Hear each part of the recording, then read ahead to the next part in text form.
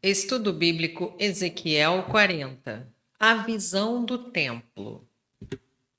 Verso 1. No ano 25º. Em 573 a.C., 13 anos depois da maioria das profecias da restauração, 33, verso 21, 14 anos depois das profecias recebidas no ano da queda de Jerusalém, sobre a destruição das nações pagãs da época. Capítulo 26, verso 1. A única indicação de que Ezequiel estava plenamente ativo naquele ínterim, e depois aparece em 29, versos 7 a 21, uma profecia de 571 a.C. Verso 2. Em visões, Deus. Essa visão é tríplice. A primeira parte revela o templo ideal, capítulos 40 a 42, no qual as aspirações espirituais do povo de Deus se simbolizam pela arquitetura. A segunda parte, o culto ideal, capítulos 43 a 46, no qual participam a glória de Deus, o ministério dos sacerdotes, a contribuição do povo e os ritos presididos pelo sumo sacerdote e pelo príncipe. A terceira parte revela a nação ideal, capítulos 47 e 48, que tanto física como espiritualmente tem sua vida ao redor do culto no templo, de onde extrai sua alimentação, seu refrigério e sua inspiração. Verso 3. Um homem. Um anjo conduziu o profeta a uma visitação. Ele mostrou todos os detalhes do novo templo. Esse anjo tinha a aparência de um homem, por exemplo, Gênesis 18, Ezequiel 9. Como um bronze polido muito brilhante, ele pode ser entendido como o anjo do Senhor, uma vez que ele é chamado de Senhor. 44, versos 2 e 5.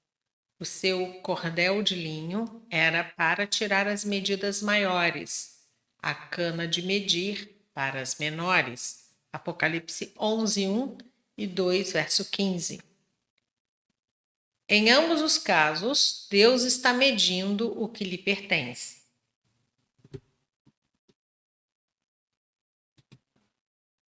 Verso 4. Anuncia tudo quanto estás vendo. Os capítulos 1 a 24 de Ezequiel referem-se à retirada histórica de Israel de sua terra. Os capítulos 15 a 32 ao castigo histórico das outras nações. O capítulo 33 refere-se a um chamado histórico ao arrependimento e à queda histórica de Jerusalém. Assim, nos capítulos 34 a 39, fala-se do futuro e literal retorno de Israel para a mesma terra prometida como uma reversão de sua dispersão histórica, que é o modo mais natural de interpretar esses capítulos. Os capítulos 38 e 39 de Ezequiel descrevem uma invasão histórica e futura de Israel e suas consequências durante a época imediatamente antes do retorno do Messias. Portanto, os capítulos 40 a 48 devem então ser entendidos como uma continuação do mesmo padrão histórico e profético, descrevendo as condições do milênio depois que o Messias vier e destruir os infiéis. Apocalipse 19, versos 11 a 15. Condições sob as quais Israel vai viver e adorar ao Senhor. Os gentios crentes também estarão presentes nesse reino como ovelhas do grande pastor. Mateus 25, versos 31 a 46, enquanto todos os descrentes serão destruídos. Ezequiel deveria registrar todos esses detalhes. Verso 5. Um muro rodeava toda a casa. Esse muro externo é mais tarde descrito como uma separação entre o santo e o profano. 42, verso 20. Um côvado e 4 dedos. O acréscimo de quase um palmo restaura o comprimento do côvado ao seu valor original, usado no Templo de Salomão. Entre mentes, a medida diminuída, o primitivo padrão, segundo Crônicas 3:3, sendo de 52 centímetros, a nova de 46 centímetros. Até hoje, os israelitas têm um côvado para a construção. Versos 6 a 17. O que se deduz de tais medidas é a ordem, a decência e a simetria da casa de Deus. O profeta supõe que todos conheçam o templo de Salomão e limita-se a descrever essa adição que a visão lhe trouxe, o plano das câmaras ao redor das portas. Versos 6 a 7. A porta oriente. Os edifícios a leste da porta aparecem primeiro porque ela estará na linha direta que dá acesso ao templo. Verso 17. Átrio exterior. Esse átrio está longe do templo propriamente dito e é cercado pelos muros externos. Verso 23. Porta do átrio interior. A casa cheia de câmaras, descrita no verso 16, é um tipo de portão de entrada ao átrio exterior, versos 17 a 19. Para se passar do átrio exterior para o interior, precisava-se passar por outro portão quase igual, versos 20 a 23. O prédio do templo agora está protegido por magníficas entradas, dentro das quais os vários oficiais do templo têm suas câmaras, podendo assim vigiar as pessoas que entravam.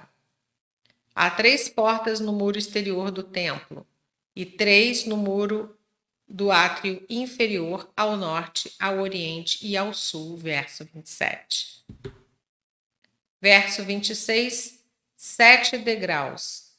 Quem vai passando da parte de fora para a de dentro, vai subindo escadas enquanto se aproximam do templo propriamente dito. Tudo está construído no cume do monte, subindo-se sucessivamente até chegar ao templo, que é o ponto culminante do conjunto. Verso 28. Pela porta do sul. Esta descrição está seguindo um plano simétrico. Os versículos 24 a 31 descrevem a entrada sul do templo, primeiro pela porta exterior, versos 24 a 27, depois pela porta que dá para o átrio interior, versos 28 a 31. O profeta, tendo entrado pela porta exterior do Oriente, versos 6 e 17, já se detivera a descrever os pormenores da sua construção, versos 6 a 16. Havendo uma porta igual para o norte, versos 20 a 22, para o sul, versos 24 a 26, e mais outras 3 em cada uma dessas direções para entrar no átrio interior, versos 23, 27 a 31 e 32 a 34. Não é repetida a descrição que já fora dada à primeira instância. Verso 35, a porta do norte. É por essa porta que o profeta está adentrando o átrio interior do templo, depois de subir os 8 degraus do versículo 37. Ao entrar, vai se deparar com os dispositivos para oferta de sacrifícios, visto que a lei manda que se ofereçam ao lado do altar para a banda do norte, Levítico 1, verso 11. Verso 38. A sua entrada. A porta interior dessa portaria do átrio interior dá diretamente para o local de ofertas de sacrifícios. Verso 39.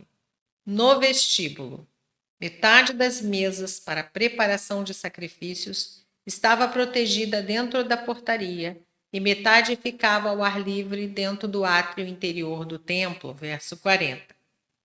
Oferta pelo pecado e pela culpa. No novo templo, Ezequiel está pensando mais na expiação dos pecados do que em cumprir todos os sacrifícios tradicionais. Êxodo 29, 36, Hebreus 1, 3, o que indica a expiação operada pelo Senhor Jesus Cristo quando sacrificaram a sua própria vida para purificar os pecadores. Versos 44. Cantores. É feita provisão para os louvores dos redimidos por meio da música.